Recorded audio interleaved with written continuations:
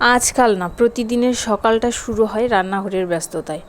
আজ আমি রান্না করেছি শাকের ঝোল আর রুই মাছ ভুনা। তো হ্যালো এভরিওয়ান, কেমন আছেন সবাই? আশা করি সবাই অনেক ভালো আছেন। আমিও আলহামদুলিল্লাহ খুব ভালো আছি। প্রথমেই রান্না করলাম শাকের ঝোল, হালকা ঝাল আর স্বাস্থ্যকর, কেননা এটা আমার ছেলে আবদুল্লাহ খাবে। আমি সব রান্নায় হালকা মশলা আর হালকা ঝাল দিই। গরমের দিনে শাকের ঝোল আর আলুর ভর্তা খেতে দারুণ লাগে। স্কুল লাইফে প্রচণ্ড ক্ষুধার্ত, আর গরমে যখন আমি বাড়ি ফিরতাম তখন যদি এই শাক আর আলু ভর্তা থাকতো তো আমি অনায়াসে 1-1.5 প্লেট ভাত খেয়ে ফেলতাম। আমার খুব ভালো লাগে। এরপরে আমি রান্না করেছি রুই মাছ ভুনা। তো প্রথমে আমি মাছগুলোকে ভালোভাবে ভেজে নিয়েছি। তারপরে সেখানে পেঁয়াজ কুচি দিয়ে ভালোভাবে ভেজে একে একে রসুন বাটা, মশলা বাটা, হলুদ, লবণ, পরিমাণ মতো পানি দিয়ে মশলা ভালোভাবে কষিয়ে নিয়েছি। মশলা কষিয়ে মাছ দিয়ে তাতে সামান্য পানি দিয়ে রান্না হয়ে গেলেই রেডি।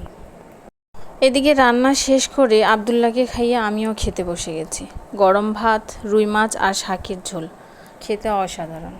খাওয়া শেষ করে দেখি কাপড় ধুয়ে শুকিয়ে গেছে। ঘর যেমন পরিষ্কার, মনও তেমনই হালকা। তো এই ছিল আমার সাদামাটা দিনের গল্প। লেগেছে অবশ্যই জানাবেন। আর